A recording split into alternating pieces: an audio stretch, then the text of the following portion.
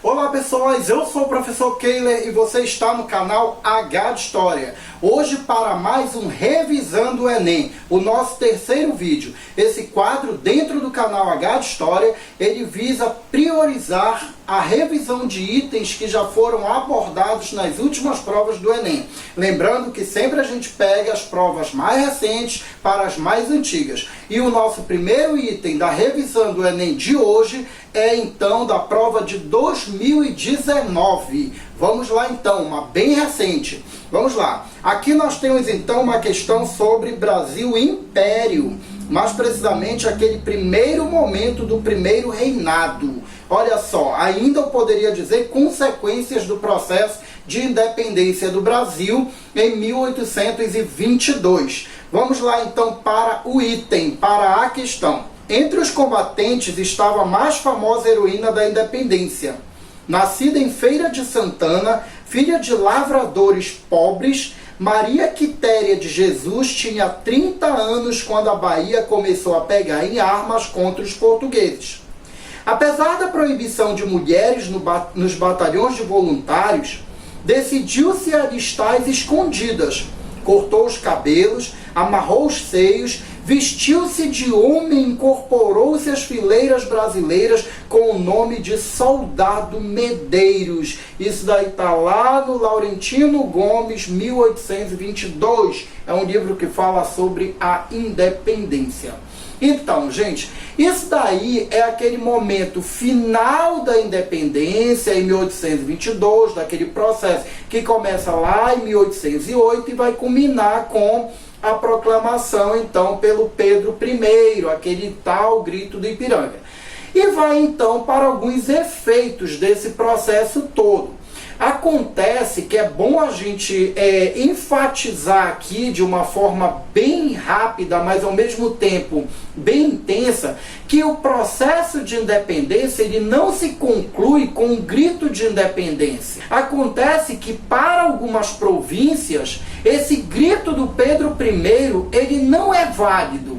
Essas províncias, por sua vez, ainda estavam governadas por juntas portuguesas que tinham uma ligação direta e fidedigna com a coroa portuguesa, com o Estado português. Então, quando ocorre a independência, a ruptura definitiva, no 7 de setembro, essas províncias não aceitam de imediato esse processo de ruptura. Elas não aceitam de imediato essa independência. Isso daí ainda levaria algum tempo e só vai ser adquirido pela força. Entre essas províncias, a gente destaca, então, a província Cisplatina, que hoje é o Uruguai, que na época era um território brasileiro. Nós temos também aí a Bahia, que é exatamente a província que a gente está destacando na questão. Nós temos também o Piauí, a província do Maranhão e a província do Grão-Pará. Essas províncias rejeitam a autoridade do Pedro I e não reconhecem ele como príncipe, não reconhecem como imperador e muito menos o Brasil tendo rompido com Portugal. Então, esse processo ainda levaria algum tempo. E algumas tropas, inclusive alguns brasileiros que naturalmente queriam essa independência, vão reagir dentro dessas províncias. Eles vão então se voltar contra os portugueses. Isso vai acontecer em todos os lugares. É o caso, por exemplo, da Bahia. Em julho de 1823, nós temos então a Bahia finalmente conseguindo aderir à independência do Brasil. Mas isso é um processo que vai levar um tempo, vai então custar a luta e ao mesmo tempo todo o empenho de um exército ou de uma tropa, que a gente nem pode chamar de exército nesse momento, mas pode considerar uma tropa que estava então defendendo a ruptura com os portugueses e a independência do Brasil. É nesse contexto então que a Maria Quitéria, como voluntária, querendo então a independência do Brasil e vendo nos portugueses um empecilho para isso, ela vai se juntar à tropa. Só que as tropas não aceitam mulheres, nem como voluntárias. Não é permitido mulheres nas tropas. Então, para esse momento, tinha que ser homem para estar ali lutando contra os portugueses. E mesmo assim ela se veste de homem, entra nas tropas e naturalmente vai lutar contra os portugueses, defendendo os interesses da independência do Brasil. Vamos então para os distratores, vamos para as alternativas. Diz assim: no processo de independência do Brasil, o caso mencionado é emblemático porque evidencia. Na verdade, aí, gente, nós estamos falando basicamente de uma situação referente à relação mulheres e exércitos. Quando a gente olha para essas alternativas, é basicamente o que a gente vai, então, encontrar ali. Embora a gente tenha destacado aqui alguns elementos, é bem notório que não é exatamente isso que se vai exigir na questão. Então vamos para os distratores. Na alternativa A diz o seguinte: rigidez hierárquica da estrutura social. Não é isso que está sendo evidenciado no texto. Embora a gente leve em consideração que a não participação de mulheres no exército tenha um pouco a ver com isso, mas a gente está falando de algo mais direto. Isso daí seria uma questão muito secundária. Na letra B, diz o seguinte: inserção feminina nos ofícios militares. Olha só, gente, essa daí é a alternativa correta, porque o texto está falando de uma mulher que, envolvida por todo o nacionalismo que está iniciando naquele momento aqui no Brasil, recém-independente, vai lutar então pelos interesses da nação. E destaca qual seria a única forma que ela teria de entrar ali e participar desse processo todo.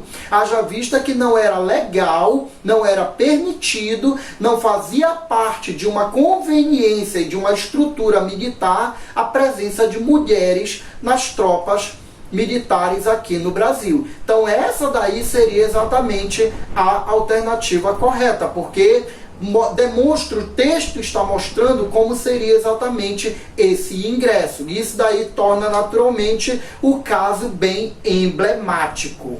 Na letra C diz o seguinte: adesão pública dos imigrantes portugueses. Não, gente, nós estamos falando inclusive de um momento e de um episódio que demonstra uma pura hostilidade com a presença, o pensamento e tudo o que significava os portugueses para aquele momento da história do Brasil, que era então a independência e a ruptura com a coroa portuguesa, finalmente a libertação. Na letra D diz: flexibilidade administrativa do governo imperial, tá? Ou seja, o governo, governo imperial ainda está começando, Dom Pedro ainda nem foi coroado, certo? Então ainda não tem toda essa estrutura de Estado imperial, o Brasil ainda vai se organizar, então há um erro de temporalidade aí, tá? Então vamos passar para a próxima.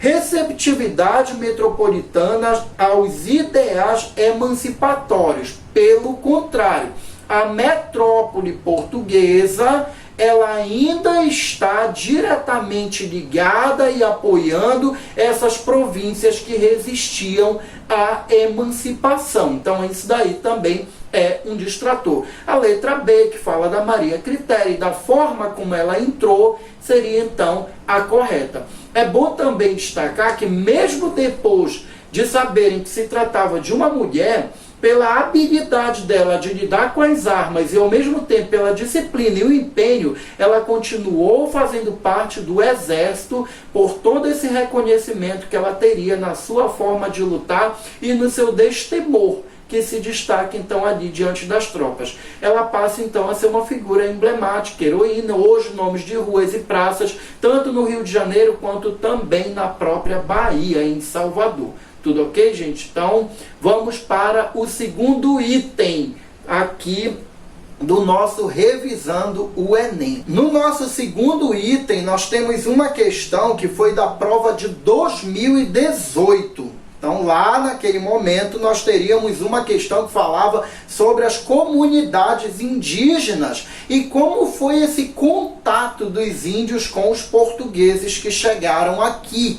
naquele então, nos início do século XVI, lá em 1500 em diante, com essa chegada, como foi então essa estranheza e ao mesmo tempo como foi essa relação que eles tiveram aqui. Vamos lá para a questão. Diz assim: a tribo não possuía um rei, mas um chefe que não é chefe de Estado. O que significa isso? Simplesmente que o chefe não dispõe de nenhuma autoridade, de nenhum poder de coerção, de nenhum meio de dar uma ordem.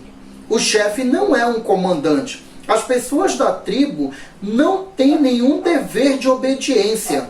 O espaço da chefia não é o lugar do poder. Essencialmente encarregado de eliminar conflitos que podem surgir entre indivíduos, famílias e linhagens, o chefe só dispõe para restabelecer a ordem e a concórdia do prestígio que lhe reconhece a sociedade. Mas, evidentemente, prestígio não significa poder. E os meios que o chefe detém para realizar sua tarefa de pacificador limitam-se ao uso exclusivo da palavra. Olha que interessante. Fala aí de uma estranheza. Isso daí é exatamente uma descrição dos europeus portugueses em relação àquele modelo de estrutura política que eles perceberam dentro das comunidades indígenas quando aqui chegaram e depararam com essas comunidades. Então vai haver uma estranheza, porque eles não vão encontrar aqui no Brasil exatamente o modelo assentado naquela estrutura que eles estavam acostumados pela Europa ou por outras localidades por onde eles passavam. Um rei com cetro, manto, coroa, que comanda um exército, montados a cavalos, com guerreiros, armas de ferro e toda aquela estrutura de uma lei escrita, de ao mesmo tempo todo um código civil que determina o comportamento e ao mesmo tempo que impõe a autoridade através de um processo de coerção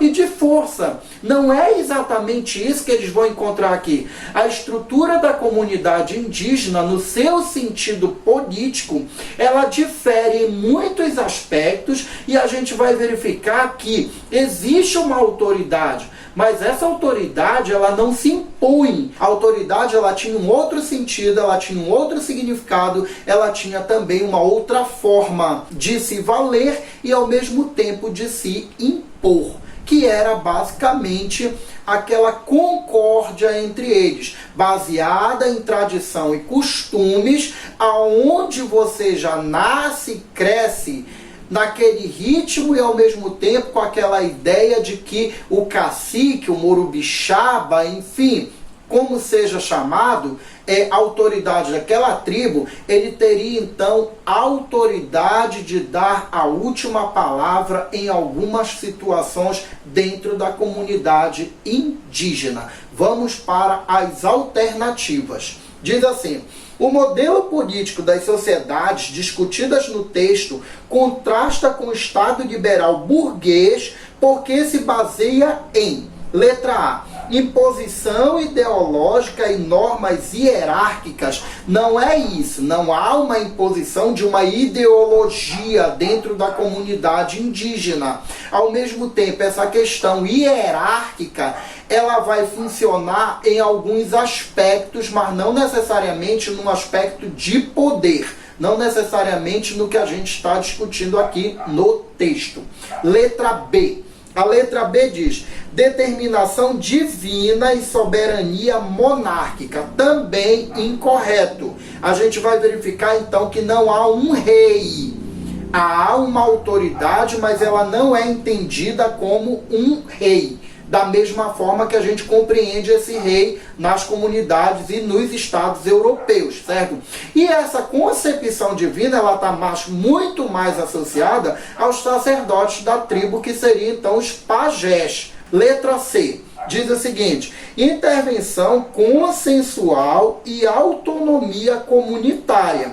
De fato, existe essa autonomia na comunidade indígena. E existe também um consenso ali a todos de que a última palavra é daquele sujeito. Seja porque ele é o mais velho, mais experiente, aquele que tem mais conhecimento, aquele que tem mais experiência. Então se cria um consenso de que ser o mais velho seria exatamente ser o mais correto, aquele que pode, então, indicar melhores caminhos e melhores decisões. Da mesma forma que ser o mais velho e, ao mesmo tempo, aquele mais bravo guerreiro, seria a melhor pessoa para tomar decisões para toda a tribo. Então, isso é consenso, isso é consensual, isso é uma coisa bem resolvida entre eles e é uma coisa que passa de tradição. Um costume que vai, então, de geração em geração com esse consenso, mantendo, então, essa mentalidade. Então, a C é a alternativa correta. Vamos para o distrator D, que diz mediação jurídicas e regras contratualistas. Não, né, gente? Nós não temos um corpo de júris ou uma assembleia de justiças que, ao mesmo tempo, estabelece contratos, que seria, então, na forma da lei, por exemplo, escrita para definir a situação política ou de decisões dentro da comunidade indígena. Letra E diz o seguinte: gestão coletiva e obrigações tributárias.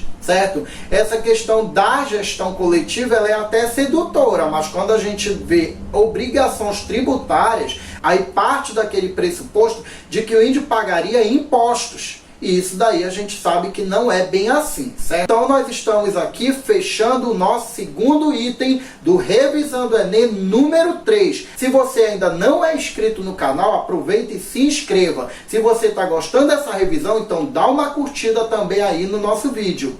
Certo? Aproveita também e ative as notificações para você ficar sempre por dentro de todos os vídeos que a gente postar por aqui. Vamos para a questão de 2017. Fala-se muito nos dias de hoje em direitos do homem. Pois bem, foi no século XVIII, em 1789 precisamente, que uma Assembleia Constituinte produziu e proclamou em Paris a Declaração dos Direitos do Homem e do Cidadão. Essa declaração se impôs como necessária para um grupo de revolucionários, por ter sido preparada por uma mudança no plano das ideias e das mentalidades, o iluminismo.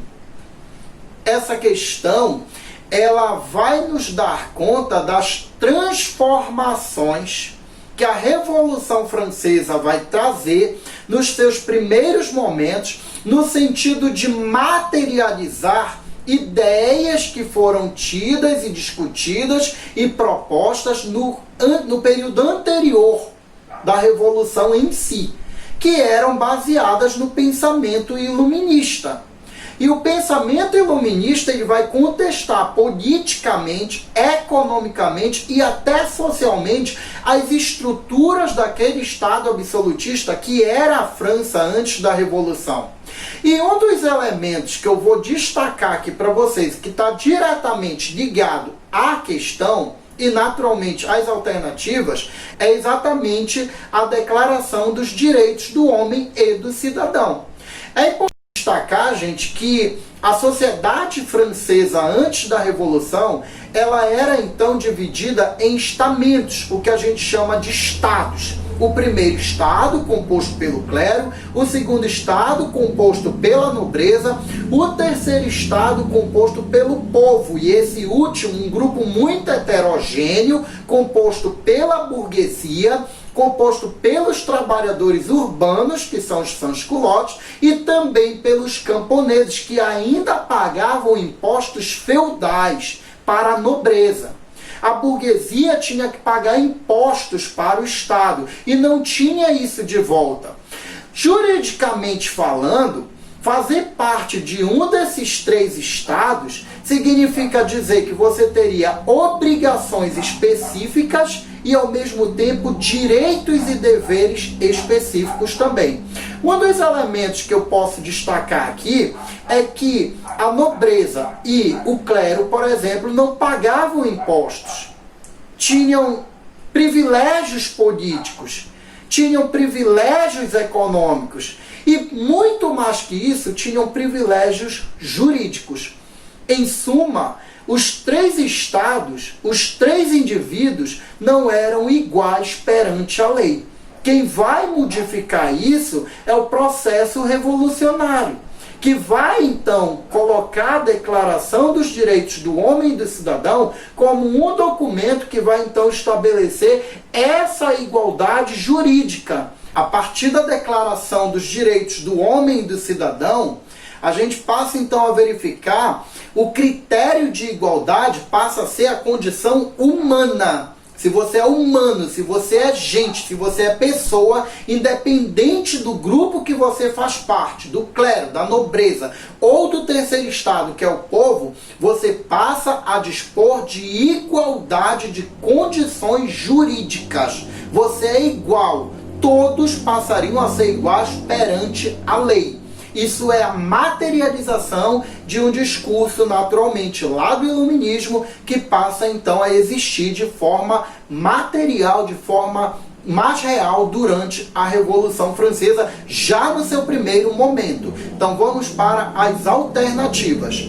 Diz assim: correlacionando temporalidades históricas, o texto apresenta uma concepção de pensamento que tem como uma de suas bases a letra A, modernização da educação escolar. Não, gente, não está ligado à educação, a gente não está nem falando disso ainda aqui. Então, essa daí é um distrator. Vamos para o B. Atualização da disciplina moral cristã, tá? Não se trata exatamente de uma concepção cristã de igualdade, mas uma questão material, uma questão mais prática e racional do que seria compreendido como igualdade. Letra C. Divulgação de costumes aristocráticos. Pelo contrário, pouco está se querendo destacar e ao mesmo tempo sublevar esses costumes aristocráticos. Não é isso daí. Letra D. Diz o seguinte: socialização do conhecimento científico. Também não é isso. A gente sabe, inclusive, que essa socialização do pensamento iluminista, ela não vai se dar aí com toda essa intensidade, com toda essa veemência, mesmo durante o processo revolucionário. E a letra E diz assim mesmo: universalização do princípio da igualdade civil. É essa daí, a ideia de que todos são iguais perante a lei. Você sendo do primeiro estado, clero, do segundo estado, nobreza, do terceiro estado, povo, você passaria a ter igualdade jurídica. Vamos para o 4º item do nosso Revisando o Enem. Lembrando que aqui nós pegamos itens aleatórios das provas do Enem passada, sempre revisando aqui 5 questões da mais recente para a mais antiga. E a questão seguinte, que é a nossa 4ª questão aqui, ela vem do Enem da prova de 2011 e ela trata então lá do governo Collor, da nova república, em uma questão que vem inclusive com uma imagem. Vamos lá então para a questão. Na questão você está vendo aí uma foto então de jovens daquele momento ali, chamando aqui o movimento dos caras pintadas. O movimento Caras Pintadas, ele é muito emblemático no ano de 1992, no período então que ocorreram várias manifestações contra o presidente Fernando Collor de Mello e em favor da votação pelo impeachment do presidente, que até então tinha sido investigado por denúncias de várias fraudes, de vários atos de corrupção e uma série de outras coisas que então comprometeram a idoneidade dele enquanto pessoa e principalmente como presidente da República.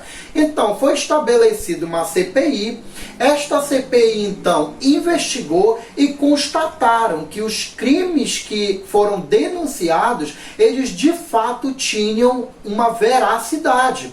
O Collor de fato era culpado e estava envolvido com todos os atos de corrupção que tinham sido então denunciados ao longo desse processo todo, que começa inclusive em maio de 1992, com a denúncia do irmão dele para a revista Veja de um esquema chamado esquema PC, que era um conjunto de falcatruas, um conjunto de várias corrupções que foram então denunciadas, e a CPI chegou à conclusão de que realmente eram verdadeiras.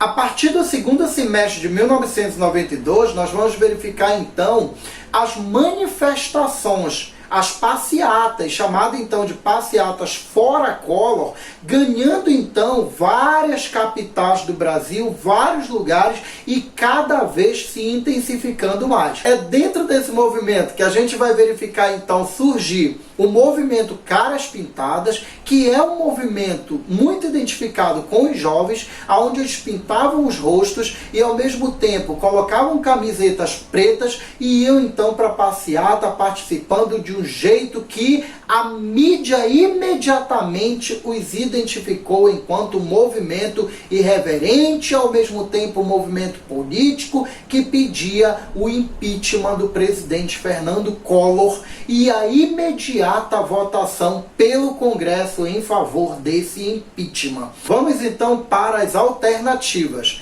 O movimento apresentado na imagem, no início dos anos de 1990, arrebatou milhares de jovens do Brasil. Nesse contexto, a juventude, movida por um forte sentimento cívico, letra A, aliou-se aos partidos de oposição e organizou a campanha Diretas Já. Não, gente, não é isso. A campanha das Diretas Já, ela faz parte de um outro contexto, ela é um outro fato, ela pede eleições diretas, o que não é o caso aqui, o que não é uma realidade do início dos anos da década de 1990, especificamente o ano de 92. Letra B. A letra B diz: manifestou-se contra a corrupção e pressionou pela aprovação da lei da ficha limpa. A lei da ficha limpa é então proposta e aprovada, embora a gente verifique que na prática isso daí não foi muito bem utilizada, mas é uma lei que data dos anos 2000, é uma lei agora, muito mais recente. Ela não está relacionada exatamente ao início dos anos 90 e muito menos ao movimento Caras Pintadas. Vamos para a letra C. Diz assim: engajou-se nos protestos relâmpago e utilizou a internet para agendar as suas manifestações. Bom, gente, eu não vou comentar isso daí porque em 1992 não havia internet, tá, gente? Vamos para a letra D. Espelhou-se no movimento estudantil de 1968 e protagonizou ações revolucionárias armadas. Não, gente, não tem nada a ver. O movimento dos Caras Pintadas, ele é inclusive um movimento irreverente. Nós não estamos falando aqui de uma luta armada. Aliás, essa luta armada ela é própria lá do regime militar. Ela não tem uma relação direta com o período que nós estamos falando, com o movimento que nós estamos tratando e mais ainda com a imagem que caiu aqui para a gente então analisar o fato. Letra E, então, que é a correta, tornou-se porta-voz da sociedade e influenciou no processo de impeachment do então presidente Collor. É isso aí, gente, certo? Com os Caras Pintadas nas ruas, a gente vai verificar então que o movimento ele fica cada vez maior, ele fica cada vez mais popular, as pessoas começam a se interessar em participar dessas passeatas e quanto mais cresce em número a quantidade de manifestantes, a gente vai verificar então que certamente isso desembocaria no impeachment, por ser entendido como uma pressão popular para então depor o presidente Fernando Collor de Mello. Então essa daí é a alternativa correta do nosso quarto item do nosso quadro Revisando o Enem aqui no canal H de História. Aproveite, dê uma curtida aí no vídeo se você está gostando dele até aqui. Vamos para o nosso último item da revisão de hoje. Ele é então da prova de história do Enem de 2004. E ele fala exatamente ali da relação entre os Jogos Olímpicos e as manifestações que ocorrem a partir então de grupos que participam desse grande evento mundial. Vamos lá então para a questão. Diz assim: os Jogos Olímpicos tiveram início na Grécia em 776 a.C. para celebrar uma declaração de paz. Na sociedade contemporânea, embora mantenham como ideal congraçamento entre os povos, os Jogos Olímpicos têm sido palco de manifestação de conflitos políticos. Dentre os acontecimentos apresentados abaixo, o único que evoca um conflito armado e sugere sua superação, esse sugere sua superação sublinhado, destacado, reafirmando o ideal olímpico, ocorreu.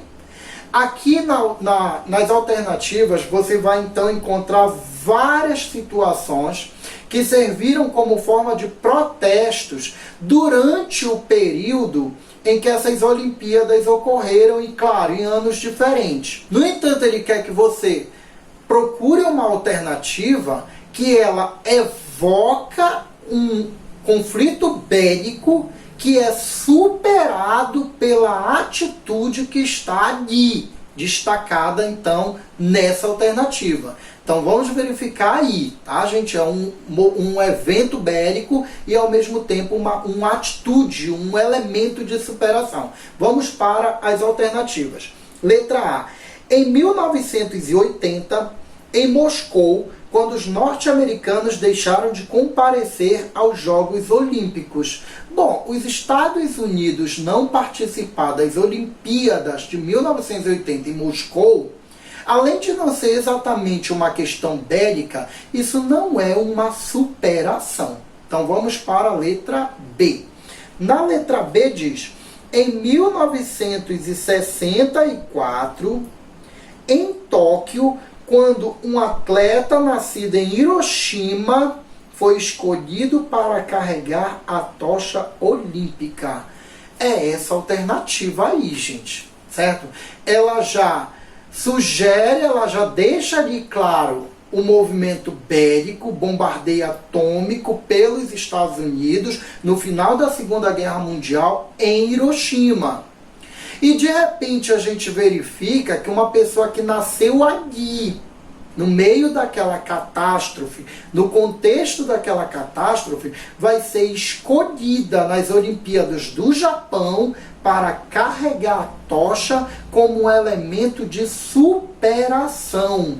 Ele sobreviveu, ele conseguiu então sobreviver àquela situação, ele superou aquele fato trágico e agora então vai carregar a tocha olímpica nas Olimpíadas do Japão, demonstrando esse processo de superação dos japoneses de Hiroshima, mais precisamente então desse sujeito carregando a tocha olímpica. Essa daí é a alternativa correta. Vamos para as outras então. Letra C. Em 1956, em Melbourne, quando a China abandonou os Jogos Olímpicos porque a representação de Formosa também havia sido convidada para participar. Bom, isso não é superação, né? Se a China quis ir embora, tá, vai embora, isso não está superando nada, nem o fator bélico, tudo bem? Letra D. Diz assim: 1948, em Londres, quando os alemães e os japoneses não foram convidados a participar. Em 1948, gente, ainda está muito vivo o ressentimento que os países aliados tinham exatamente do Japão e da Alemanha nazista. Eu poderia colocar até aí a Itália também. Então ainda está muito vivo esse ressentimento que os países que ganharam a guerra e que ao mesmo tempo superaram as ditaduras totalitárias, eles tinham exatamente desses países. Havia um ranço, havia então um desgosto profundo com a companhia desses países em eventos. E eles não foram convidados. Nem o Japão nem a Alemanha não foram convidados. Ainda que isso tenha acontecido, isso também não é um ato de superação, tá, gente? Então vamos para a letra E. Na letra E diz: em 1936, em Berlim, quando Hitler abandonou o estádio ao serem anunciadas as vitórias do universitário negro Jesse Owens, que recebeu 4 medalhas. Esse episódio ele é muito emblemático porque o Hitler ele chama as Olimpíadas para Berlim, exatamente no auge do nazismo alemão, para provar a superioridade da raça ariana. E aí então ele queria mostrar para o mundo que os brancos alemães, arianos, que era uma suposta raça então da onde teriam surgido os alemães, era superior a todo mundo, inclusive aos negros, que era uma raça inferior, certo? Então ele chama as Olimpíadas para ali para mostrar isso para o mundo inteiro. E aí ele acaba então passando por um grande constrangimento quando ele tem que superar a vitória de um negro que vai então vencer as 4 provas da maratona e com recorde que só seria batido na década de 60, quando Hitler nem estaria mais vivo para ver então isso daí. Ele morre sem ver o branco alemão superar essa marca. Mas isso ainda assim não tem nada a ver com superação de um conflito bélico. Então é a letra B que está correta. Ok? Se você gostou do nosso quadro Revisando Enem número 3, dá uma curtida aqui nesse vídeo. Se você não é inscrito no canal, se inscreva, ative as notificações para você então acompanhar as nossas revisões aqui no canal sobre o Enem e de outros assuntos também do nosso quadro, por exemplo, Só Uma Questão. Tudo ok? O canal H de História agradece a sua presença por aqui. Valeu!